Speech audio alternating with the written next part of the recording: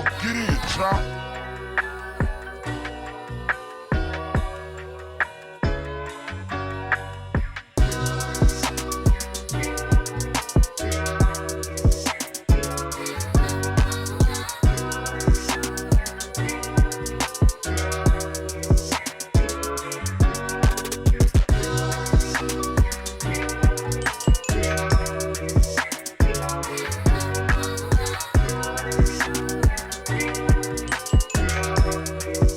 Yo, what's up, you guys? It's your girl, Trudy LPC, and thank you for tuning into this week's episode of the Self-Aware and Effed Up podcast. It has been quite the season so far. Like, I've had so many guests on here, and it has been just really amazing learning their knowledge and really getting to know them and having them give you so much of their information. And this week, I have with me Lyndsey Getty. She is going to be sharing a lot of her knowledge about the thought method. This is something that she created in order to address overthinking and rumination. And we'll get more into what that actually looks like as we get into the episode. But she is also a TedX speaker, and that is no easy feat, let me tell you. So I'm really, really excited to have her just here to share a little bit more about herself. And in addition to being a TEDx speaker, she is also an author. She actually just finished up her second book, but she can tell you all about the books that she's created around helping people navigate overthinking and learning to control their thoughts. So I am really excited to talk with her today because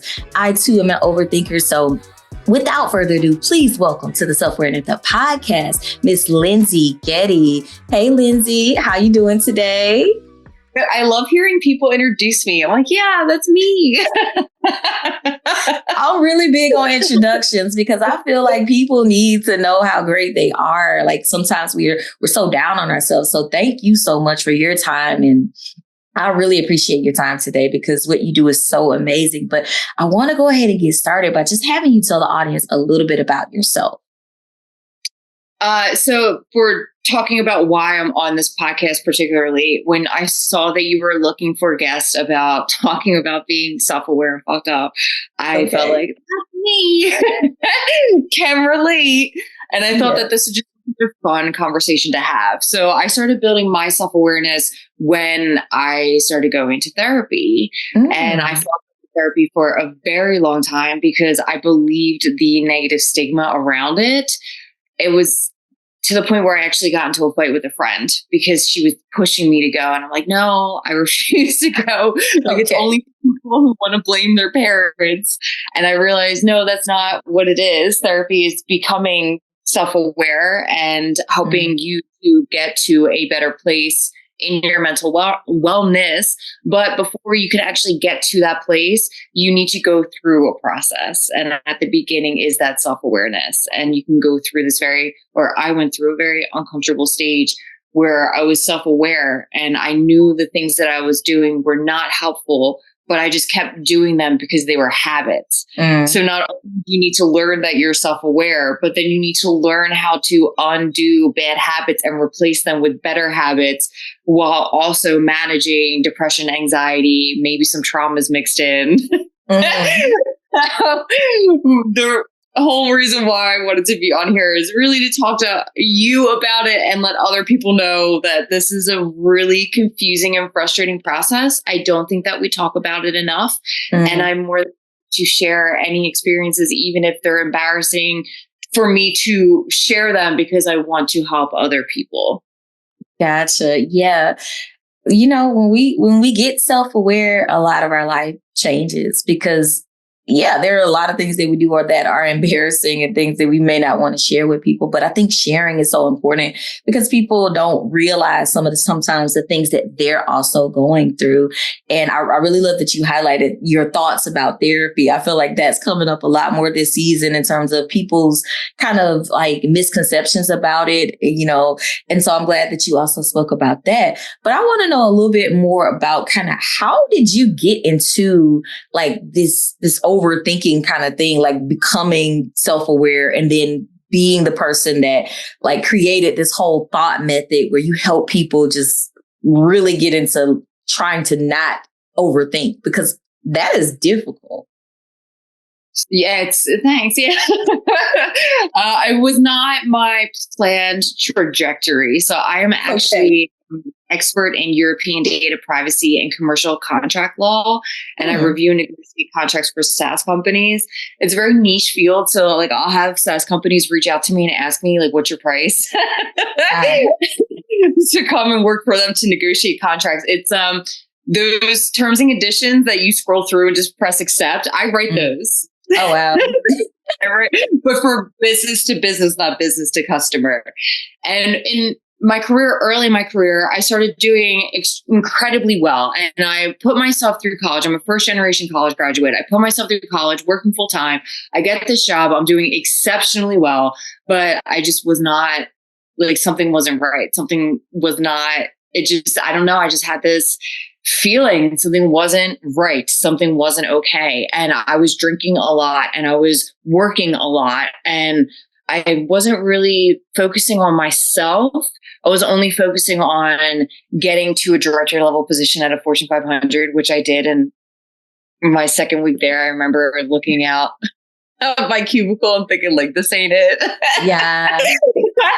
And one day at work, I was nervous that I was going to flip a table and just tell everyone, can I curse? Yes. Yeah. Okay. Self-aware and fucked up. Come on now. Well, I was nervous I was going to flip a table and tell people to go fuck themselves. Like that's where I was at. And I had like visions of that previously, but I never actually thought I would do it. It would just be a way that I thought I was managing my frustration in my own mind, because you can think it and not do it. And I would just think of like telling people to fuck off. But I was at work one day and I literally I could feel the muscles in my arms kind of twitching a little bit. I wanted to flip a table and just be like double middle finger to everyone around. Wow. So I decided maybe it was a good idea for me to talk to someone. Okay.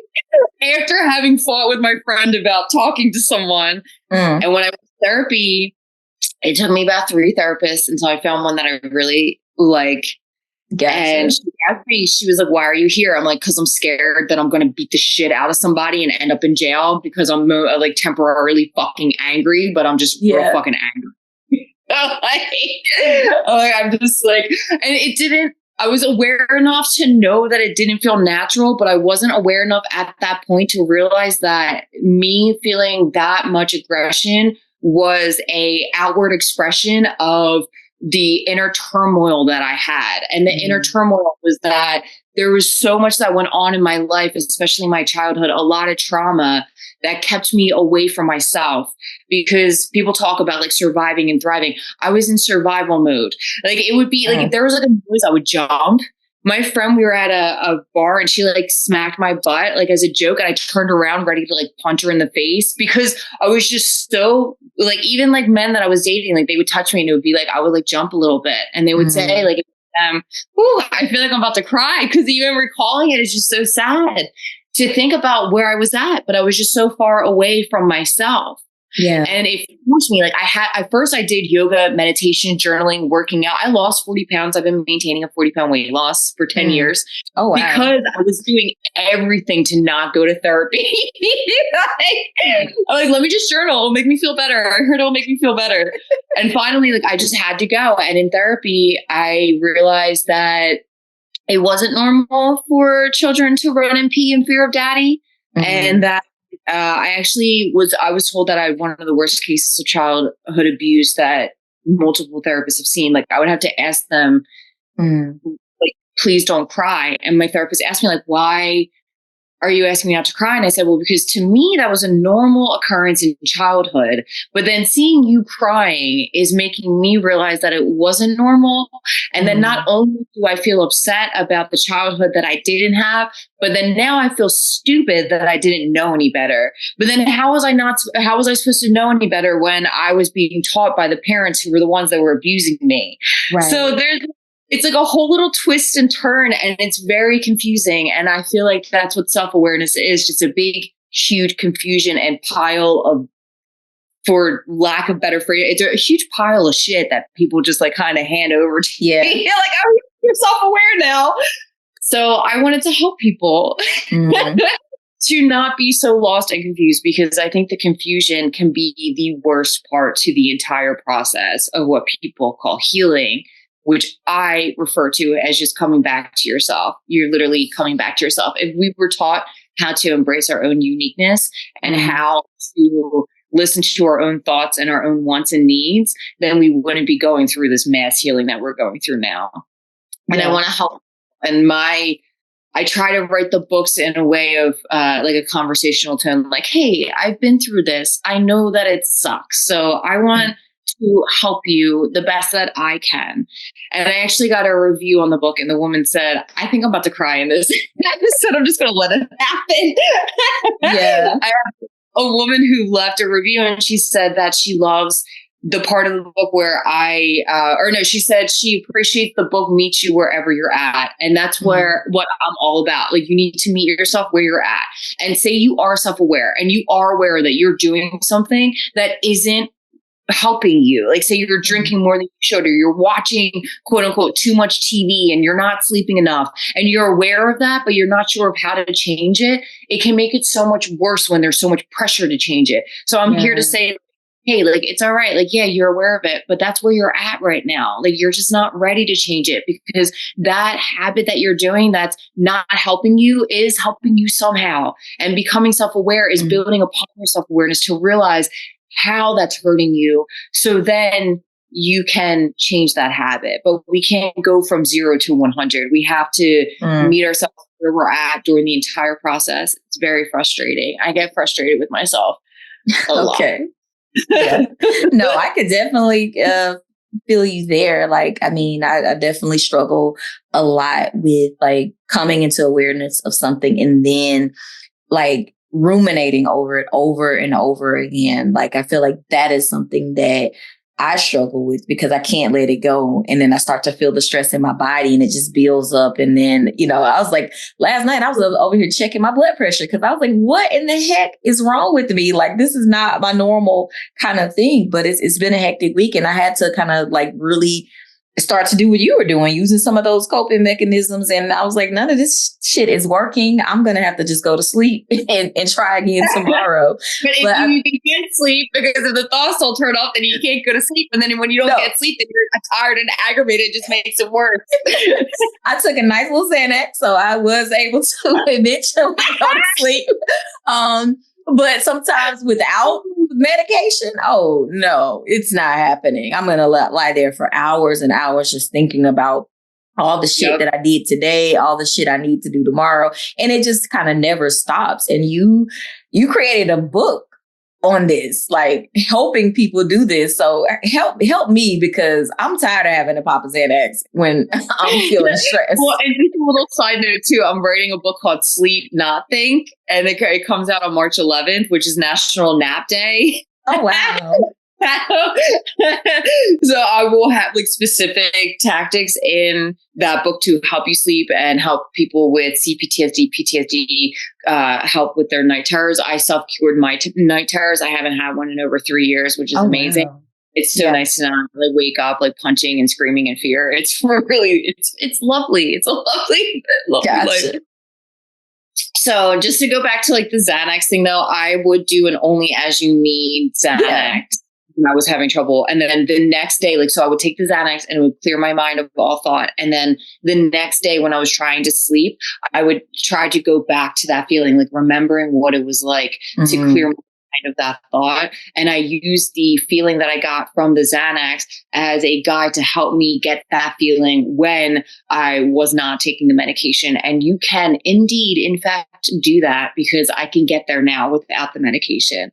So I tell people to use the medication kind of like as only as you need medications like that. Use it as a guide to show you what you want to do. Like, it's clearing your mind. And that's where you want to get to. And you know that you can do it. You can do that without. And then the morning after taking a Xanax, when I would wake up, I wouldn't focus on what I had to do that day. I wouldn't think about all the stuff that I didn't do the day before. I would just focus on, how do I feel? What am I thinking? I'm like, well, I'm thinking that they're super comfortable. And I'm feeling real good because I got some sleep and I'm very happy about that. I'm like, okay, let me carry this into my day. And then I would get an email and it would be annoying because someone would be, I don't know, something would be going on. And then I would find myself frustrated, clacking at the keys, and I would stop myself and be like, I woke up. Mm-hmm. Feeling relaxed, and I'm trying to carry this through my day. How can I relax and respond to this email?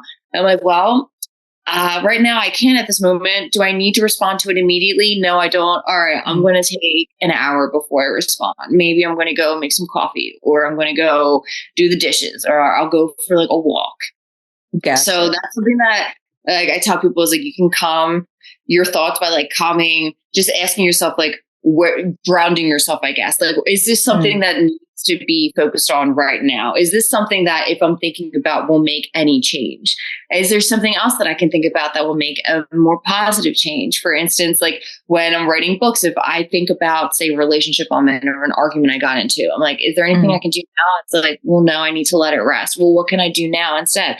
Well, I'm writing this book, so I guess I can do this. And there are times when I feel like everything in my body is telling me not to do it, not to write that book because I want to focus on this other thing. And sometimes, I mean, I will like literally cry, shed tears because it feels so unnatural for me to force myself to write this book because I'm so used to just sitting in thought, but I will force myself to do it. And the more you do it, the easier it becomes.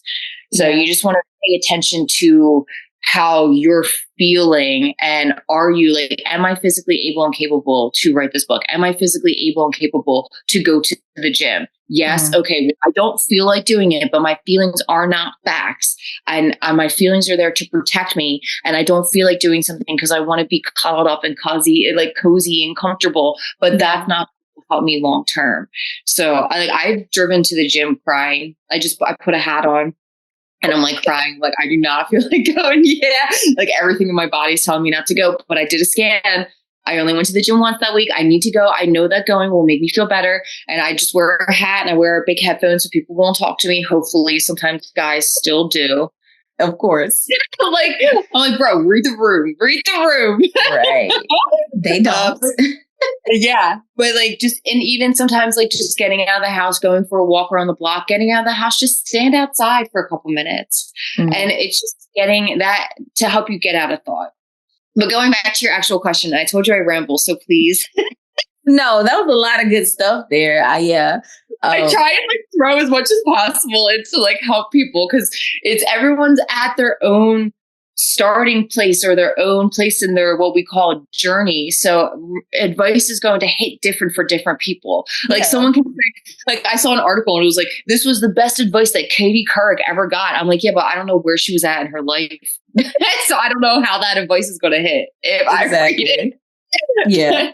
But talking about like getting over things, I don't like that terminology or letting things go, getting over or letting go. I say you walk through. Like you don't get over it, you walk through it. And then letting go, I consider it instead you're releasing. I think letting go has a connotation that we're kind of forced to like let go of something, push it away.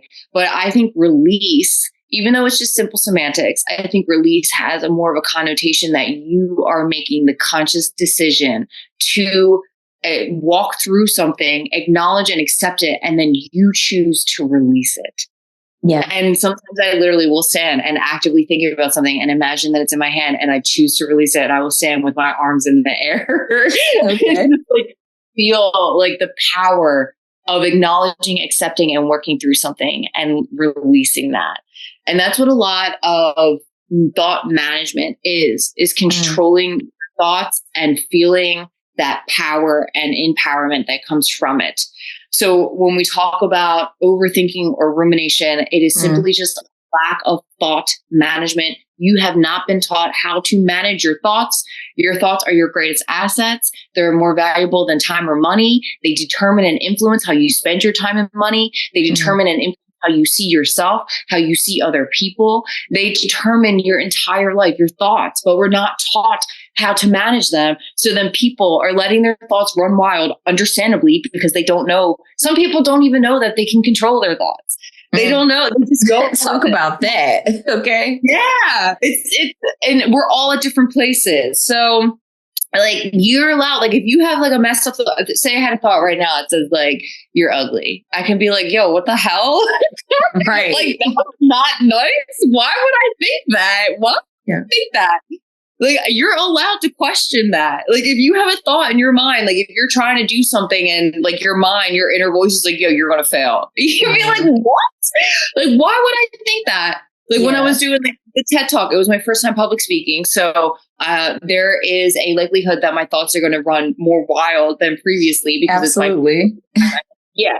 And I had the thought like, oh, you're going to say a lot of ums. Oh, no. It was, I saw a video that talked about not saying ums. And I never thought about saying ums. And then because I saw the video about saying ums, I was thinking about saying ums. And then I was thinking I didn't want to say And then the more I thought about saying the more nervous I got that I was going to say And I went, okay, hold up. So you just ruminating all over the place. Like, we're gonna stop this right the fuck here. Like, this is how I talk to myself. I'm like, we're gonna stop this right the fuck here. Like, this shit is getting out. So I imagine like a little kid running in a circle, like screaming, and I'm like, all right, like we're gonna stop this. Let's reel this back in, and then I just focus. Well, what do I want instead of allowing my thoughts to run wild? I'm like, well, what do I want? And well, I want to give a good speech and I want to give a clear and concise message. And I want to speak concisely and like, I don't want those filler words. So I just focus on just speaking concisely. Yeah. And then there's not a single in that speech. I didn't even see the recording yet, but I know there's not a single because I focus on what I wanted. And that is how you stop these overthinking and ruminating thoughts. First of all, there is no overthinking. Overthink, the term used to be defined as to contemplate something. Yeah. But because we are so unaware, all of us, self included, we like to judge things on an over-under scale. You're over-emotional. I was hearing that I wasn't vulnerable enough when I was doing the TED Talk. And then we love to judge our thoughts on an over-under scale. But there's no over-under scale. I say there's no like guy with a gong that's like waiting to see if you think too much and he'll like ding the gong. There's no overthinking. You're not thinking too much. You're just not thinking in a way that's productive towards your goals. And if your goal is to go to sleep, productive thinking will be turning your thoughts off. So first, like release that tension of judging your thoughts. Let's remove the judgment and let's just focus on, we're not managing our thoughts. Rumination is when you think towards the past. Overthinking is what, quote unquote, overthinking is when you think towards the future. Okay. If you're ruminating, like you're getting stuck at night because you're thinking about something you did in the past, it's because you need to learn how to reflect. And reflection is when you do an intentional looking back on the past in order to gain valuable data and insights so you can have positive chain reactions. Chain reactions are your thoughts leading to your emotions, which lead to your response, which leads to your results. Yeah. This is a lot. No, it's really good. I'm learning a lot, like in terms of terminology, because like, I mean, I work with people all the time, but just how you broke down some of that was definitely very insightful and helpful for me, in terms of especially like the difference between rumination and kind of overthinking. Like, I like the way that you define that, because to me, it's like, okay, now how can I change my life? Because I promise you, I'm in the middle of an overthinking cycle like this week. So it's kind of like, okay, this was the perfect week for you to come. So that you can help me. I'm like, do I need to have her send me a bill or something? Because you're definitely imparting a lot of knowledge. And I know that, you know, someone who's listening is definitely going to be helped by what you're sharing, for sure. And that's what I want to do. Like, that gives me so much pride and joy to help other people, because it's for selfish reasons, because when I help other people, and what we all do is inherently selfish, and we need to acknowledge that in order to release the pressure of selfishness. But when I help other people, I see it as I'm helping my inner child. I'm helping produce me. I'm helping little me that didn't know any better and was lost and confused, and sometimes would lay in bed all day and just cry. So I'm helping, it helps me to kind of, I guess, work through, it's cathartic, we would say, to help other people. And I really appreciate that. And when I'm in remission for CPTSD, depression, and high functioning depression and generalized anxiety disorder. And the reason how I got through all of that stuff was by focusing on my thoughts. And then now I want to help other people because I know what it's like on the other side.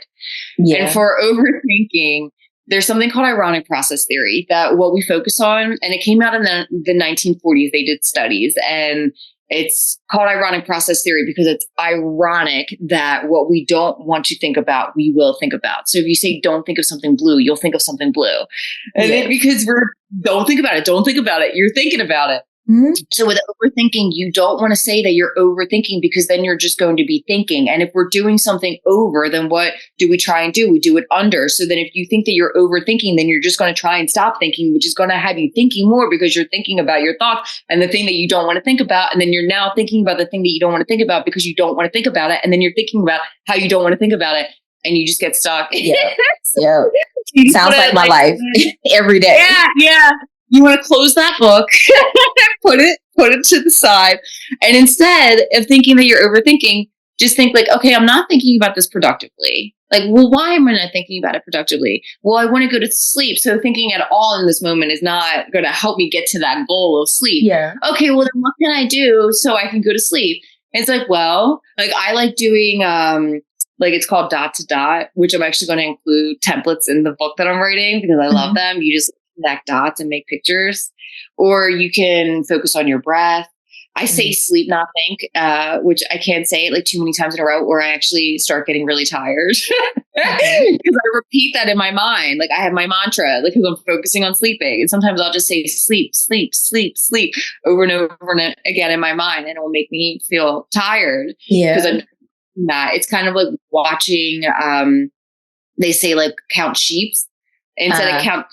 I say think, or I say sleep, not think, because I just focus on sleeping. And you want to focus on different techniques to help you sleep instead of thinking about how you're thinking too much. And then if you are not able to sleep because you're thinking about what you need to do towards like for the next day, you can just get out of bed. Because you don't want to be doing this in bed. Bed is for sleep. And you want to tell your brain that. Just like when you go to the bathroom sometimes, like say just to check your hair, but you feel like you have to go to the bathroom even though you don't. It's because you're in a bathroom. Yeah. So you want to program your brain so when you're in your bedroom, you're ready, your brain goes to sleep.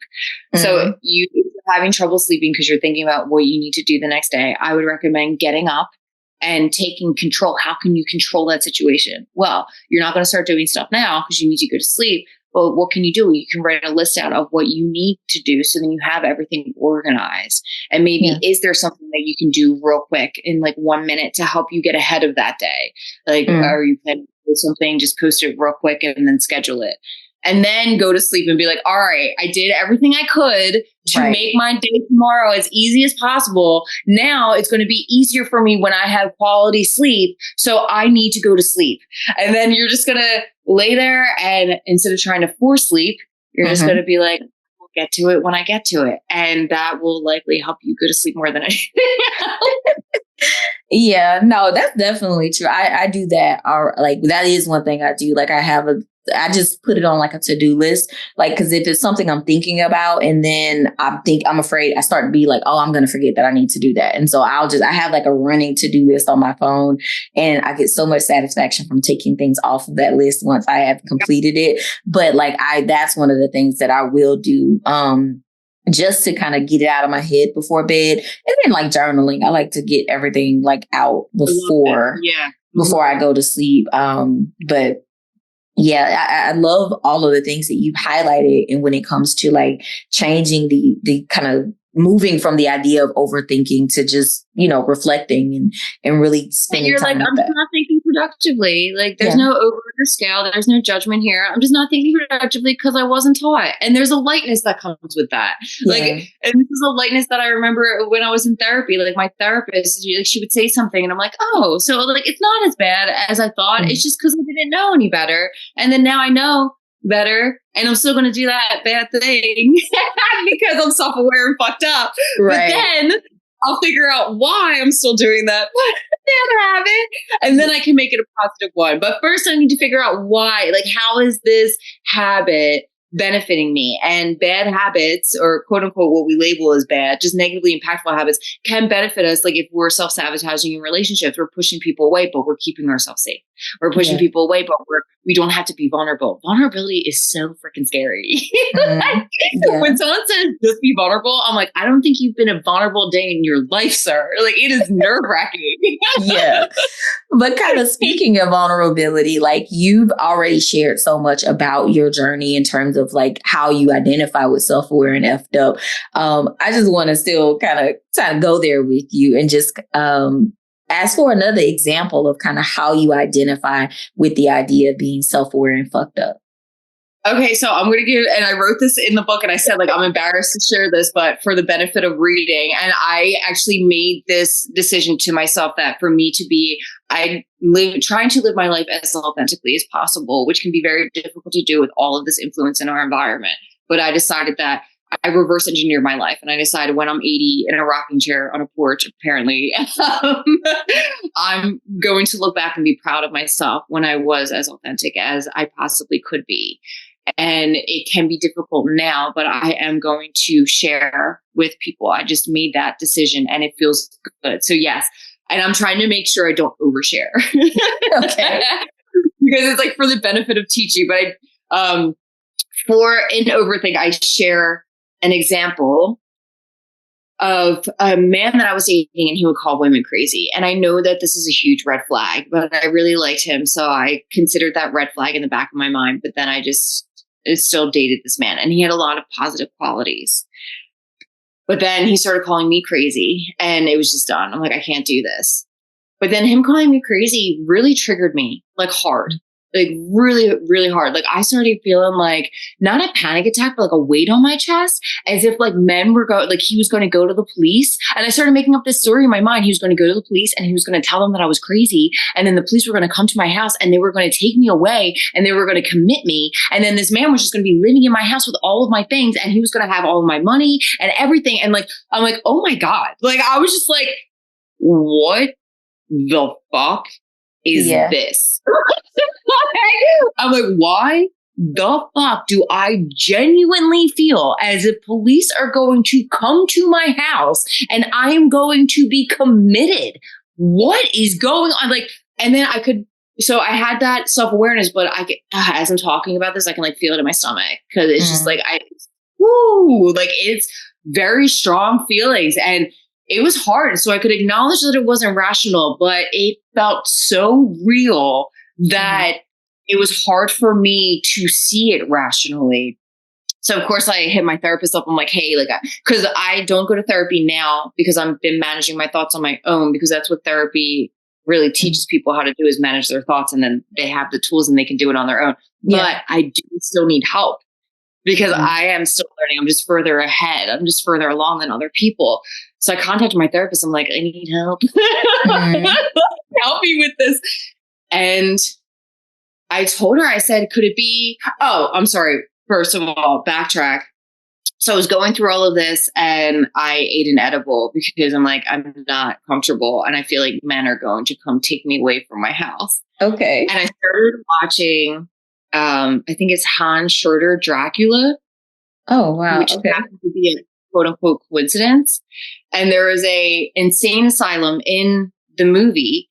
And I was like, did they really commit people to insane asylums? And I started Googling about insane asylums and started seeing how women used to be committed against their will for things like not having the same religion as their husband. And that triggered a thought in me. I was like, wait, my grandmother used to be so afraid of being committed. And she used to say things to me when I was a little girl, like, don't let them think you're crazy. She called me Linds. Don't let them think you're crazy, Linds, because they'll commit you. And I'm like, oh my God. And mind you, I had an edible and I'm just like, oh my God, yeah. What is going on? So then that's when I hit my therapist up and I told her like everything that happened. And I said, could it be that when I was a little kid, like a little girl, my grandmother was telling me like, you don't want them to think you're crazy because you'll be committed. And then somehow I took that on in my mind. And then now as an adult, this man called me crazy repeatedly. And then it triggered this idea where I thought that I might be committed. And she goes, yeah, like that is possible. I'm like, what is going on? And wow. Really embarrassing to share.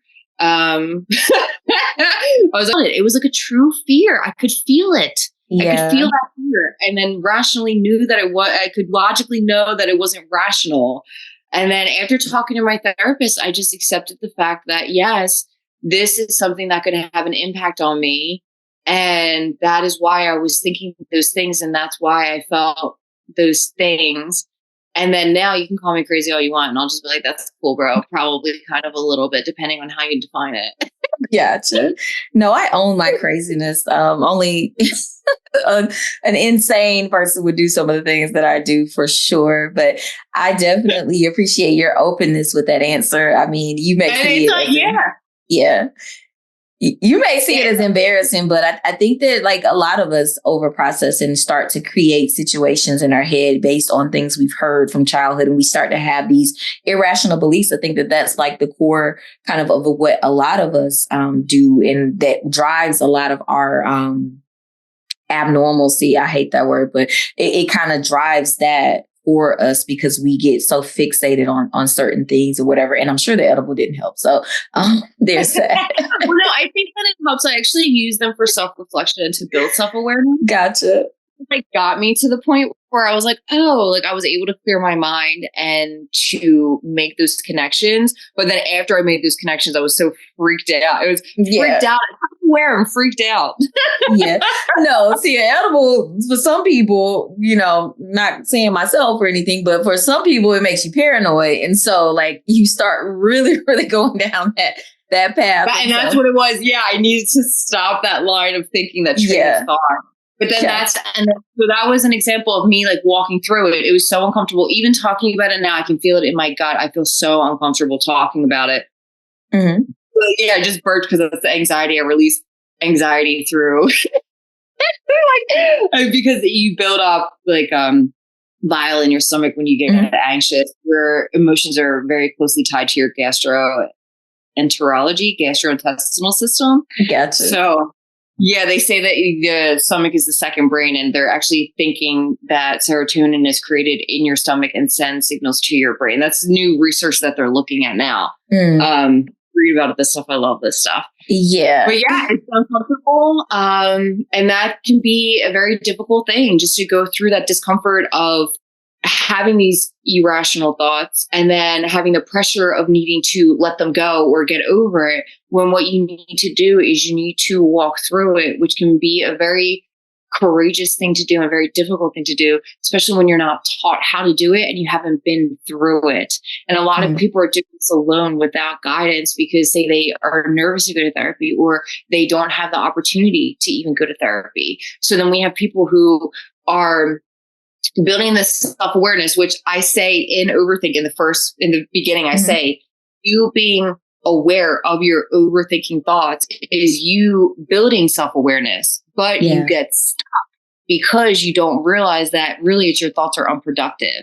And then you're not able to build upon the foundation of self-awareness that you have. So I actually congratulate people. I'm like, you just being aware of your thoughts, your unproductive thoughts, is self-awareness. And this is a valuable skill that will influence you your entire life. Like, so I say cheers to you, literally, in like on the first page of the introduction, like cheers to you for that self-awareness. And then in the conclusion, I say, like, your overthinking thoughts may be annoying, but they are helping you build self-awareness that will help you feel better about where you're at in your life and your connection with yourself and others, which will help you react and respond in ways that are more aligned with your goals. That will then help you achieve those goals. So while your thoughts are annoying right now, you just acknowledging them and facing them and learning about them is going to bring incredible value to your life, more value than I personally believe anything else in the entire world. Because when you can manage your thoughts, I feel like I could really manage anything. Yeah. I don't know. Sure. It's not a challenge to the universe. I don't know what's next. I'd like it to be easy, but I feel like I can because of all of the work that I've done. Yeah. And you've definitely done some amazing work. And I really, really can't wait for the audience to get more information on your book. So I would like for you to kind of share for the audience, how can they get your book? How can they connect with you and see what you have going on? Okay. Yeah. Thank you. So everything is thought method. I paid money. I negotiated for that website domain. Okay. So my company is the Thought Method Company. It's a thought-based approach to personal development and mental wellness. So it's thoughtmethod.com. On Instagram, it's @thoughtmethod. For TikTok, it's @thoughtmethod. You can reach me at hello@thoughtmethod.com.